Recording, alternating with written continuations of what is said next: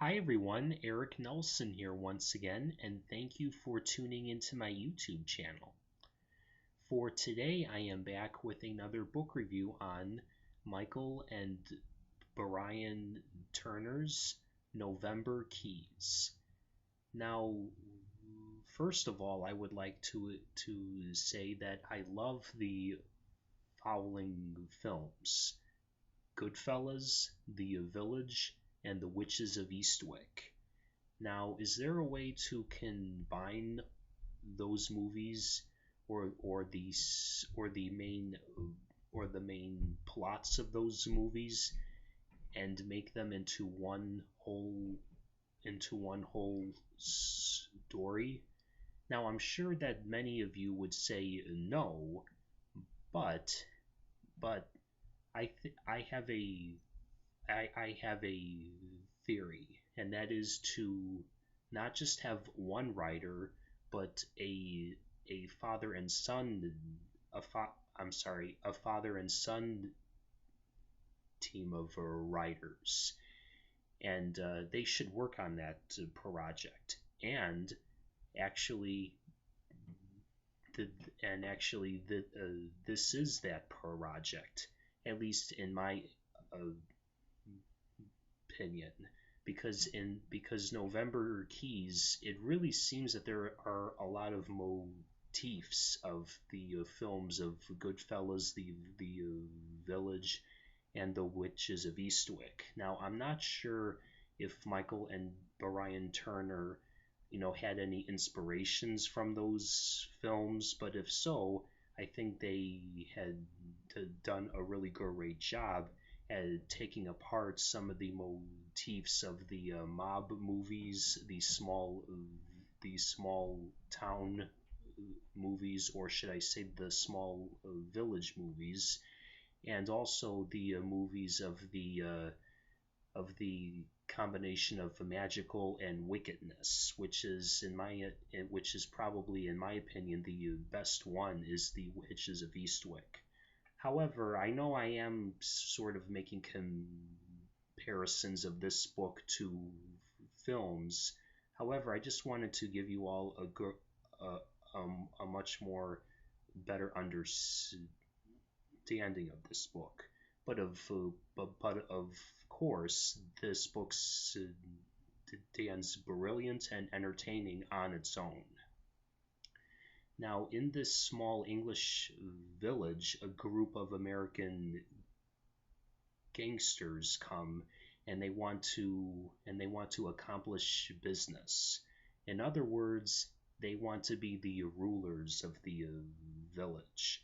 And one of the most significant changes that they make to the village is by buying the simple football club, which is housed real simple, and they make it into an expensive and profitable stadium.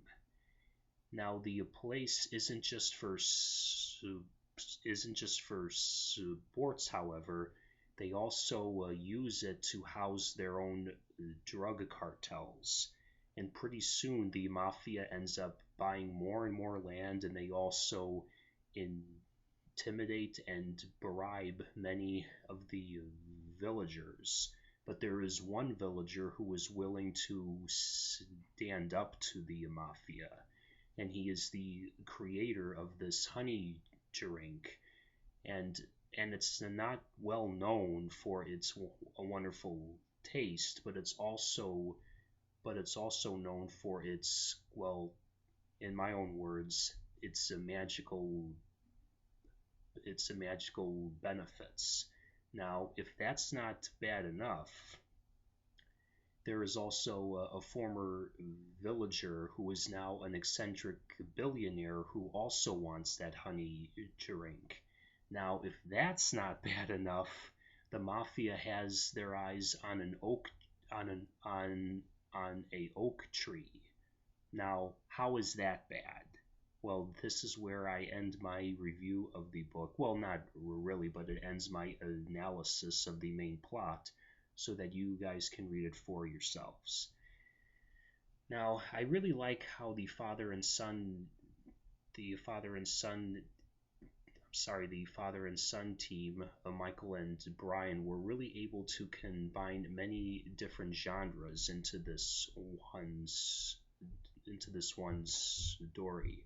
Now, I have read many books, of course, where authors had where they had done pretty much the same thing, but I like how these genres are so unrelated. You know, I've read books where they combine thriller and horror, which of course are very different, but in this case it's mafia and magical. You know, it doesn't fit.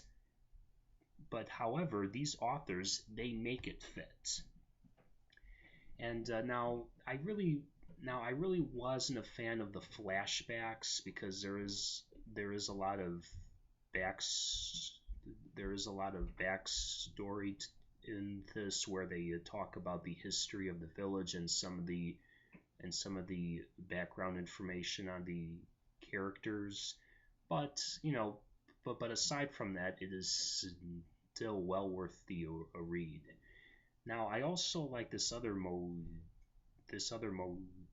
about how money always corrupts something, because from my own point of view, it really seemed like the villagers were living a simple, happy life. That is, until the mafia uh, arrived in the village. And then ever since the mafia arrived there, you know, things were happening completely out of hand. And as I said, money always corrupts. It even corrupts a simple, ordinary life. So you can get this book anywhere, and I hope to see you all at the bookstore or the iBookstore.